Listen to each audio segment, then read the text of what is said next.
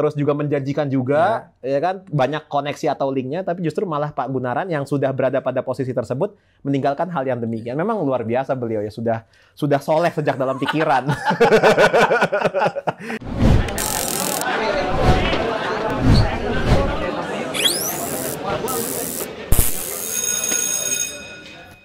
Assalamualaikum warahmatullahi wabarakatuh. Jumpa lagi dengan kita FG Talk, di mana kita mengundang orang-orang yang saat ini berada di lingkungan SMA Futuregate untuk ngobrol bareng-bareng mengenai hal-hal yang menarik untuk kita diskusikan bersama, layaknya orang-orang yang ngobrol di tempat-tempat ngopi yang lagi ngetren kekinian. Nah, pada kesempatan hari ini kita kedatangan salah seorang legendnya SMA Futuregate. Kenapa disebut sebagai legend?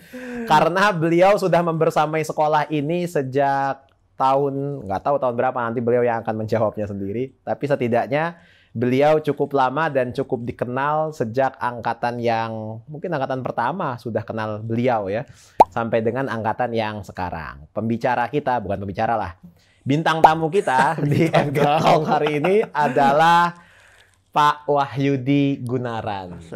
Assalamualaikum warahmatullahi wabarakatuh. Waalaikumsalam warahmatullahi wabarakatuh. Masya Allah, beliau sudah cukup dikenal ya, dan sosok yang familiar khususnya bagi keluarga besar SMA Futuregate, baik FG Putri maupun FG Putra. Jadi beliau adalah pribadi yang elegan, flamboyan, bersahaja, dan diterima oleh banyak pihak. Ya, karena memang pembawaannya yang cukup manner. Ya, kalau saya kan nggak ada manner-mannernya pisan. Ya. Oke, perkenalkan dulu dong Pak Wahyudi Gunaran, latar belakangnya, tinggal di mana, anak berapa, keluarganya, tinggal di mana, dan ngajar apa sekarang. Iya. Langsung aja, nggak usah nunggu Nama saya. lengkapnya udah disebut tadi, tapi lebih familiar dengan nama belakang, yaitu Gunaran. Ya. Kemudian ya tinggalnya nggak jauh dari FG Putra, jalan kaki sampai. Ya. Selemparan batu. Iya, kepleset nyampe. Kepleset nyampe. Selemparan batu, apa? Ya, mungkin itu ya. Apa lagi ya? Keluarga. Alhamdulillah sekarang udah. Jangan ragu menyebutkan status. Iya, status menikah. Iya. Kalau di angkatan awal masih satu, sekarang anaknya ya maksudnya satu. Sekarang udah dua. Sekarang anaknya dua. Jadi beliau anaknya dua, tinggalnya nggak jauh dari SFG. Kalau nggak salah mungkin kurang lebih 1 kilometer lah. Iya. Jalan kaki sampai, sehingga kalau anak-anak boarding yang suka main jajan keluar tuh biasanya suka ketemu beliau lagi naik motor tuh. Nyari tukang seblak, nyari tukang cilok, nyari tukang cireng. Ngantri bareng jajannya. Ngantri bareng jajan ya. Pop es kelapa, dan yang lain sebagainya. Karena memang rumah beliau dekat dengan keseharian kita. Sekarang ngajar apa, Pak Gunaran? Kalau ditanya ngajar, ini agak sedikit berbeda dengan dulu. Dengan dulu ya. Kalau dulu mungkin teman-teman yang angkatan pertama itu taunya bahasa Inggris. Iya. Sekarang mencoba untuk mempelajari dan juga sebenarnya belajar juga dari sebelah saya ini. Ya. Nggak bisa bahasa Inggris gitu.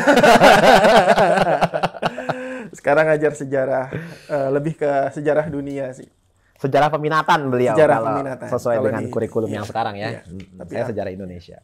Tapi memang beliau referensinya cukup banyak dalam bidang sejarah peminatan. Soalnya beliau bisa bahasa Inggris. Saya nggak bisa bahasa Inggris ya. Jadi ketika beliau mengajar sejarah peminatan itu memang sudah relate dengan ilmu yang beliau pahami sampai dengan hari ini. Nah, menariknya ini kan saya kenal Pak Gunaran ya. Dulu bukan Pak Gunaran ya. Pas di sini aja namanya Pak Gunaran. Saya kenal beliau itu sejak lama, mungkin sekitar tahun berapa ya? 2000-an, 2004, 2005, 2006-an lah kurang lebih. Di masjid ya, di tempat kajian di daerah Jakastia. Itu beliau memperkenalkan dirinya dengan nama Wahyu. Kenapa yang tadinya namanya Wahyu sekarang jadi Gunaran, Pak? Ini kayaknya di sini doang dipanggil Gunaran ya? Enggak sih. Jadi Wahyu itu adalah nama keluarga. Jadi kalau ada yang manggil Wahyu itu berarti orang paling dekat. Oh gitu. Circle family. Oh, berarti saya termasuk orang dekat dong ya? Dia. Karena Anda memperkenalkan dirinya dengan Wahyu. Ya, dari awal aja beliau udah saya welcome menjadi keluarga juga. Deg-degan saya nih kalau diangkat jadi keluarga. Takut ditawarin adeknya. Nah, kalau circle kerja dengan kuliah, sampai dari sekolah sih sebenarnya, itu nama Gunaran. Nama Gunaran ya? Udah kelihatan nih, circle yang manggil Wahyu, ini circle rumah atau keluarga. Iya, tapi kalau udah dunia lain tuh, misalnya kuliah atau kerja itu berarti. Beliau memperkenalkan dirinya sebagai Wahyu dulu. Wahyu, oh Wahyu gitu. Makanya ketika ada teman kita yang merekomendasikan beliau buat bergabung dengan FG, disebut namanya Wahyu, disebut namanya Gunaran, agak miss tuh, agak bingung. Disangkanya Wahyu dengan Gunaran adalah dua nama yang berbeda. Nah, Pak Gunaran ini kan dulunya kalau cerita-cerita di luar gitu ya, off the record dari syuting atau dari rekaman FG Talk hari ini, beliau itu tadinya sempat SMA di jurusan perhotelan. Ya, jurusan perhotelan. Terus tiba-tiba kuliah di UNAS. Itu apa yang memotivasi seorang Gunaran yang tadinya kuliah perhotelan, tapi nggak menjadi insan perhotelan? Apa sudah jenuh dengan dunia perhotelan yang isinya rutinitas begitu-begitu aja, sehingga akhirnya ngambil kuliah di sastra Inggris. Kenapa itu motivasinya? Ada 3 lah sebenarnya penyebabnya. Yang pertama, kenapa nggak lanjutin kuliah perhotelan ya? Ada kan ya tapi ya? Ada, pengen banget sebenarnya. Khususnya di food and beverage, pengolahan makanan. Setelah dikulik-kulik ternyata biayanya cukup wah gitu ya, cukup wah banget, mahal banget gitu kan. Kemudian yang kedua ada sedikit ini agak sedikit trauma Pak. Itu tuh pernah. Jadi semenjak SMA itu sudah mulai magang-magang di perhotelan, gitu, di hotel-hotel bintang lah. Bintang 5, bintang 4. Ada sedikit trauma karena memang dunianya itu cukup mencekam gitu. Tanda kutip mencekamnya adalah hotelnya angker gitu maksudnya. Bukan, mencekamnya itu dia di magang di tempat hotel angker gitu. Ada sih angkernya gitu. Kalau kita udah disuruh di lantai sekian gitu kayak hotel yang di Malang itu kan. Walaupun bintang 5 itu ada lantai-lantai horor, tapi bukan itu sih, lebih ke arah pergaulannya sih di yang nginep di hotel itu ya begitu gitu. Pasti sih di sini gitu kan. Akhirnya mundur. Nah, yang ketiga akhirnya ngambil sastra Inggris. Itu pada saat sekolah memang tereksposur terus dengan British culture waktu itu. Tahun 90-an itu memang British culture lagi kental banget. Kalau di Amerika namanya British Invasion ya. Bukan Britpop. Itu.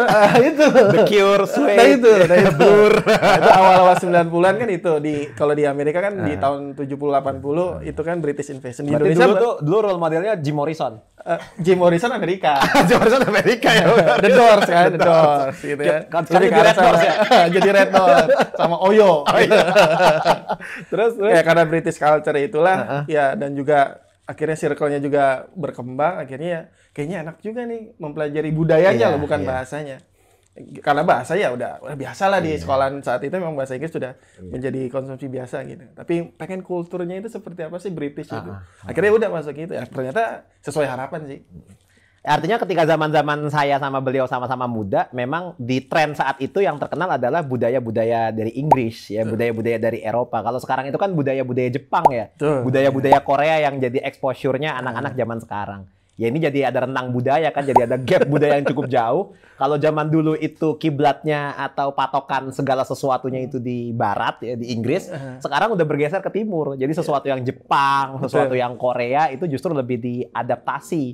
Tidak lagi ke Inggris-Inggrisan. Kalau zaman dulu tuh Keminggris itu menjadi sesuatu yang keren ya. Bahkan sampai Jamrud tuh sempat punya lagu kan. Iya. Apa ya, gimana ya judulnya? Iya, ada judul. Apa ya? Judulnya pokoknya pokoknya itulah, dia sempat punya tembang khusus lah. Karena memang itu sesuai dengan fase zamannya kan, dengan fase zamannya. Iya. Jadi tadi itu ada 3 faktor yang membuat beliau Pak Gunaran tertarik untuk pindah jalur. Betul. Selain karena dunia perhotelan yang cukup mencekam, berarti artinya Pak Gunaran udah tahu ya baik dan buruk ketika itu ya. Banget. Sudah bisa memilah ya. Karena kan pada umumnya orang kerja di perhotelan tuh tergiur dengan dunianya tadi, profesinya itu bertemu dengan banyak orang.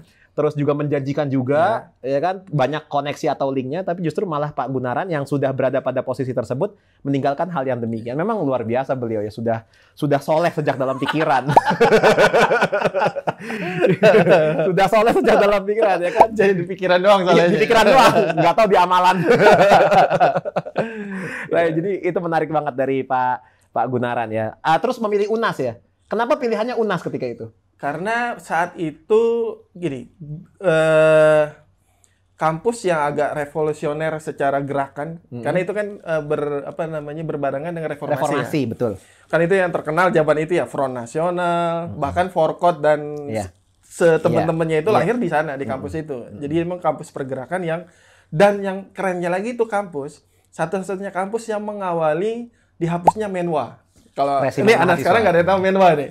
Menwa itu kayak polisinya kampus, tapi mahasiswa juga. Dia satu-satunya kampus yang memulai untuk menghapus Menwa. Itu yang akhirnya tertarik masuk ke sana sih itu. Menwa namanya Resimen Mahasiswa. Jadi militernya kampus. Itu kayak mereka-mereka yang di plot gitu ya di kampus memang untuk punya ketertarikan dalam dunia militer disalurkan dalam kampus tersebut. Ya karena memang ini sedikit cerita pada saat itu ya di tahun 90-an itu kan memang ada gerakan anti militerisme. Iya. Nah, tapi kampus ini nggak bisa bergerak karena ada Menwa. Nah, UNAS lah yang mengawali itu. Menwa itu akhirnya dihapuskan. Di awalnya di situ, di UNAS. Jadi memang UNAS itu terkenal dengan kampus pergerakan. Ya. Dan memang beliau sepertinya juga pernah ikut dalam dunia aktivis, bukan? Dunia pergerakan. Jadi gerak-gerak doang aja. Iya, gerak-gerak aja. Gerak-gerak aja.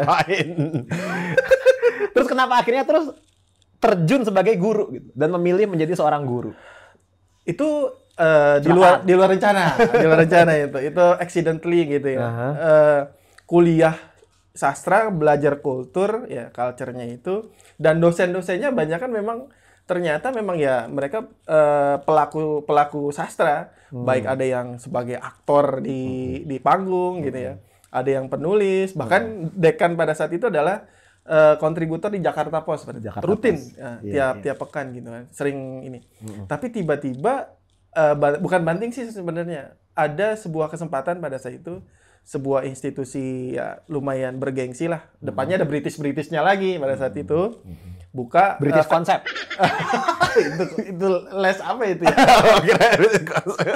Ya, karena dari kampus ya, karena memang kuliahnya British ya, semua yang hubungannya dengan British kita datengin tuh. Dulu ada namanya BFF.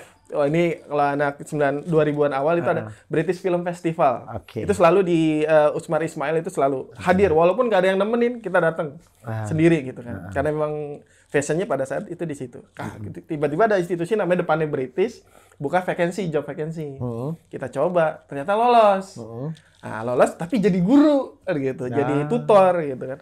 Jadi tutor, wah kita nggak belajar, istilahnya nggak mendalami bahasa Inggris. Kita dalaminya kan kultur. Tiba-tiba suruh ngajar English grammar.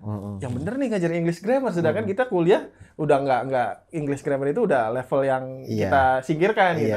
Karena sastra kan nggak ngomongin itu. Betul. Ngomongin lebih pada makna kan gitu. Lebih ke filosofinya kan gitu. Ya akhirnya ternyata enak juga gitu. Enak dalam artian ketemunya anak muda. Tahun berapa itu? Itu 2003. Ya udah tahu ya berarti umurnya ya. Itu ketika lagi nyusun skripsi sebenarnya. Lagi nyusun skripsi ya. 2003 nyusun skripsi. Saya 2004-nya baru kuliah. Udah ketahuan lagi kan berarti usahanya berapa. Terus akhirnya di situ berapa tahun sempat?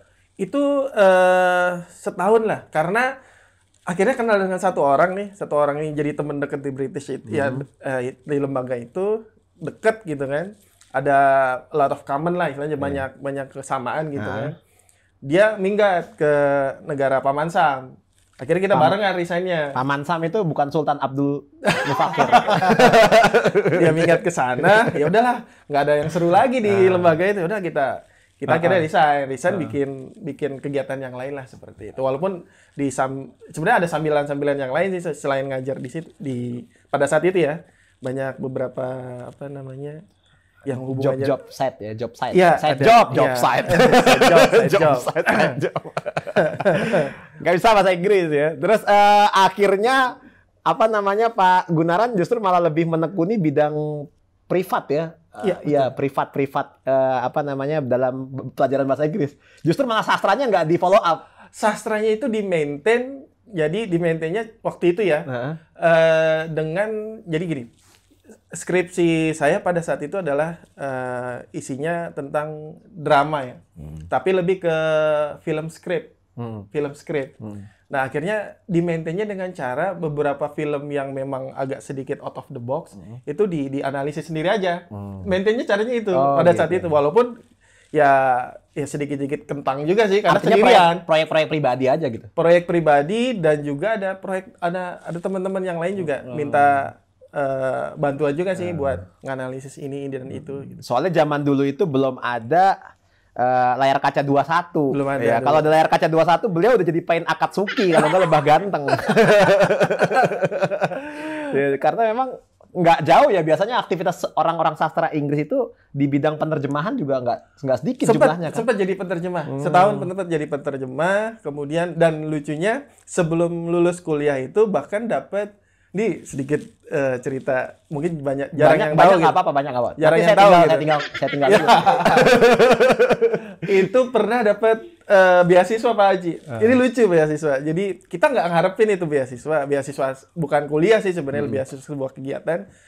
Salah satu kementerian di Indonesia, tiba-tiba nama saya nih muncul. Ternyata ada yang rekomendasi, yaitu beasiswa ikut pelatihan penyusunan script writing. Oh iya. Penyusunan skenario film.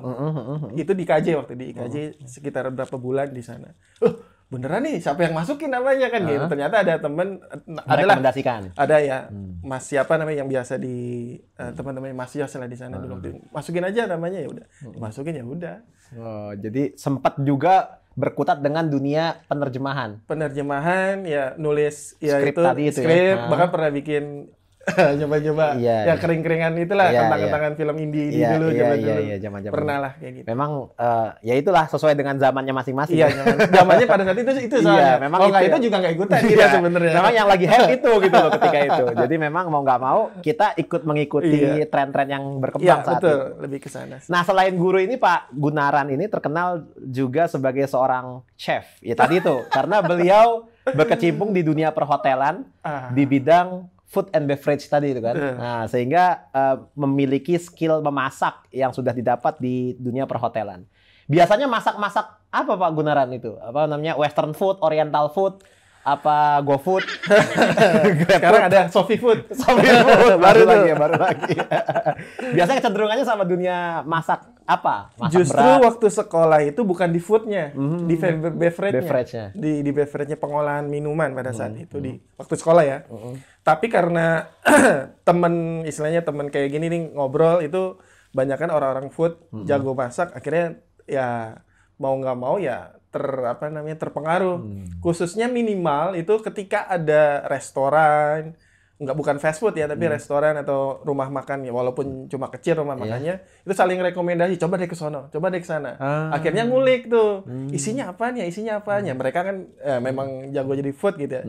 Sedangkan saya di beverage, akhirnya ya ikut ngolah, oh ini begini caranya, ini begini. Tapi memang levelnya masih Western food. Kenapa levelnya Western? Karena Western food itu paling gampang masaknya. Paling gampang masaknya itu Western food.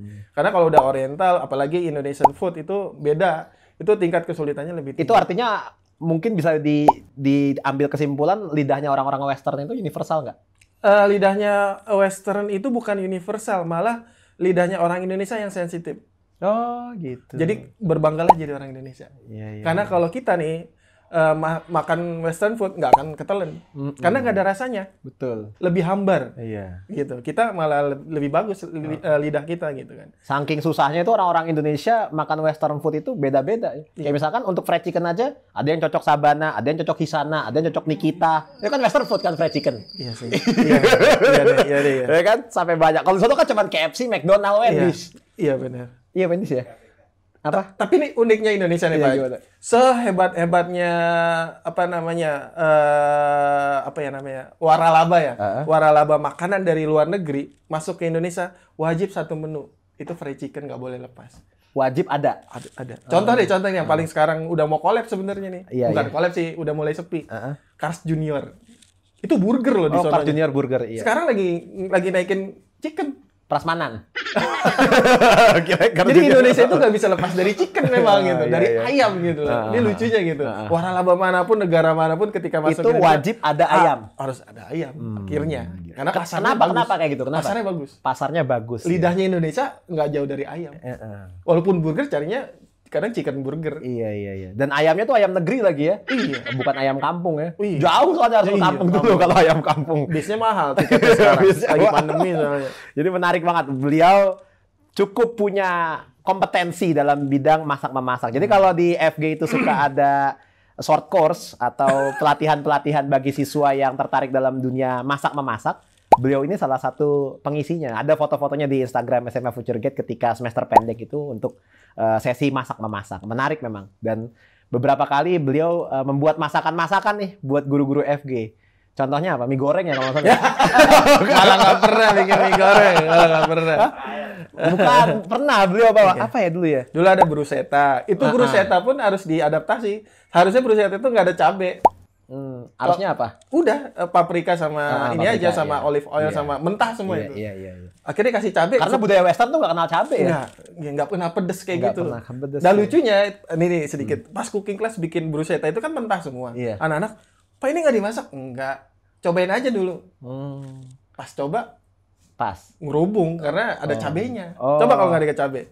Itu mungkin dimuntahin kali sama anak-anak. Kalau nggak ada cabai Asli. ganti saus biasanya. Kalau Iya. orang Indonesia. Saus Kayak sampai gitu, dibawa kayak pergi gitu. haji kalau orang Indonesia. Saus Jadi kecap. gitu. Ya. Iya. Nah, Pak Gunaran ini salah satu guru yang di mata saya ya, di mata saya itu adalah guru yang modis ya, guru yang penampilannya tuh matching gitu loh. Walaupun beliau pakai jubah gitu ya, beliau tuh pakai jubah itu biasanya jubah warna putih, pecinya tuh nggak pernah pink. Ya, pecinya tuh pasti putih ya. Jadi nggak ada juga peci pink ya.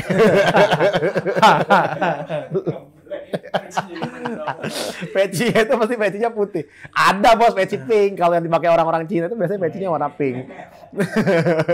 Jadi beliau ini termasuk salah satu guru yang buat saya di mata saya penampilannya itu cukup modis ya, dan selalu ada kejutan-kejutan dalam berpakaian yang beliau sering kali tampilkan ke kita guru-guru. Maklum lah guru-guru sekolah kayak SMA FG kan tahu sendiri kan tidak terlalu perhatian terhadap penampilan gitu.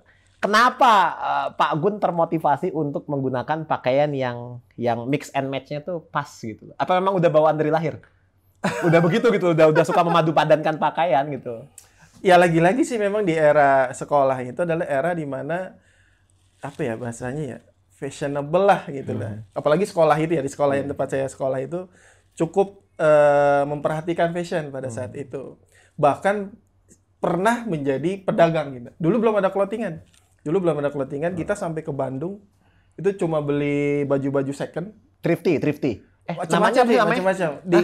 Thrifting namanya, iya. Jadi baju-baju second di sana dulu namanya kelapa, apalah namanya kebun kelapa namanya pada saat itu. Kelapa. Kita ngambil banyak sampai Jakarta, teman-teman sekolah tuh pada beli karena nggak ada clothingan. Apalagi dulu brandnya ya kayak ya kita ketahui sampai sekarang pun masih kayak Fred Perry gitu. Kan nggak ada toko resmi di Indonesia, nggak ada. Adanya second-secondan. Dan tukang itu nggak ada yang tahu kalau itu branded. Impor itu kan ya. Harganya murah karena second. Itu ke bawah sampai sekarang gitu kan. Sampai sekarang itu kayaknya kalau bukan merendahkan brand sih sebenarnya, kalau nggak yang keren gitu kayaknya makanya gimana gitu kayaknya ya. Karena memang kualitasnya beda. Tapi sekarang semenjak jadi gatal-gatal ya kalau misalkan bukan gatal-gatal, lebih ke confidence-nya beda gitu.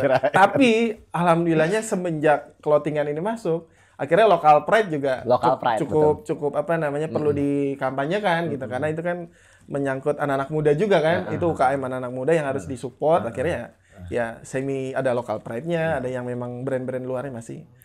Nah, teman-teman sendiri kan bisa lihat tuh penampilan beliau di FG Talk, penampilannya hari ini kan kacamatanya, topinya DC loh, Beli di mana Pak DC? Grand Indonesia. Saya mau beli di Grand Purwokerto, nggak ada. Grand Purwokertonya belum dibangun. Topinya DC, bajunya Godul Basar. Mungkin tadi dia mau pakai baju ini tuh Griffon ya, streetwear. Zaman dulu banget ya Griffon. Terus juga memang ya clothingan-clothingannya Pak Gun itu seru sih kalau saya lihat ya. Selalu ada yang baru, dan kadang-kadang nih ya beliau suka merekomendasikan guru-guru di sini. Dulu waktu guru-guru belum pakai sepatu Skechers, beliau tuh yang bikin demam Skechers di sini. Iya, jadi dulu Wakai dulu. Dulu Wakai, betul, dulu Wakai. Saya sampai beli Wakai, terus jualan Wakai juga sama istri saya pas beli satu dapat dua. Ya lebih satu dapat dua, maksudnya beli satu dapat 4 ya kan. Beli satu dapat 2. Terus nggak lama Skechers. Nggak tahu nanti setelah masuk setelah pandemi setelah ini. Skechers itu saya sebenarnya kampanyekan Converse. Oh, Converse. Tapi nggak ada yang ngeh. Oh gitu ya. Emang sempat pakai sepatu Converse? Converse hitam ya, tinggi. Tapi nggak ada yang ngeh. Oh gitu. Sepatunya Avril Tapi Lavigne itu malah sekarang trennya Converse. Itu mas sepatunya Avril Lavigne. Iya. Iya kan? Sekarang kan lagi ngetren lagi ya sekarang ya. Sekarang pakai Warrior malah orang-orang yang di Pasar Jati Asih belinya. Iya, itu sama NB ya. New Basket.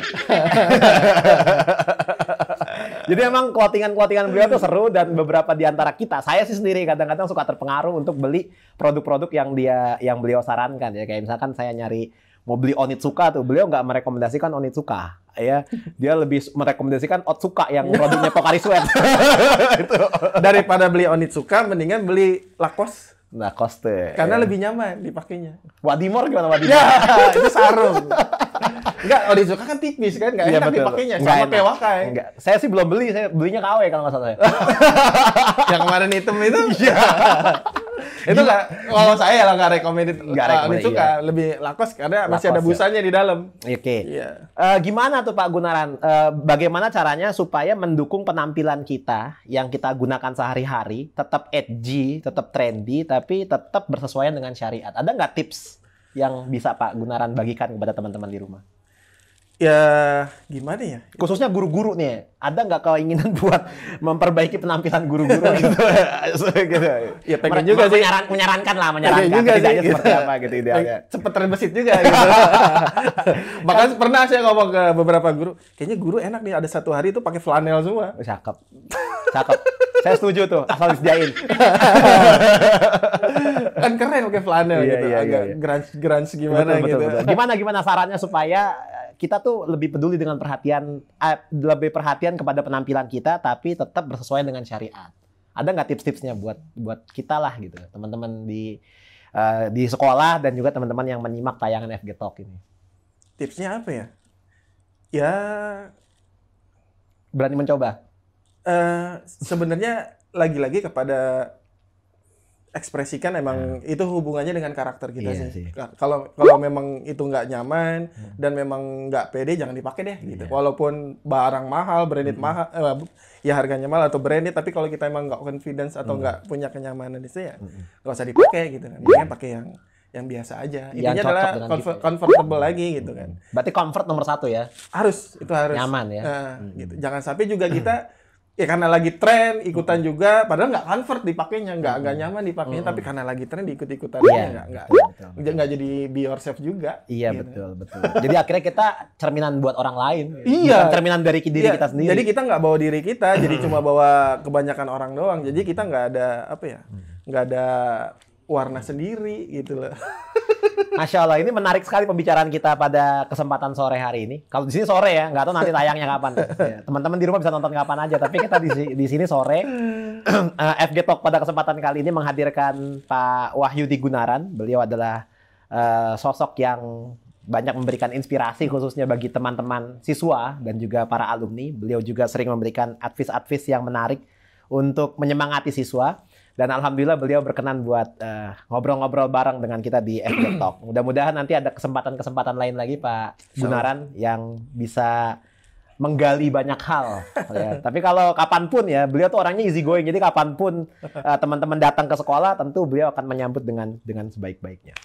Oke, demikian pertemuan FG Talk, diskusi dan obrolan kita pada kesempatan hari ini. Mudah-mudahan bermanfaat bagi teman-teman yang ada di rumah. Kita tutup dengan salam ya. Assalamualaikum warahmatullahi wabarakatuh.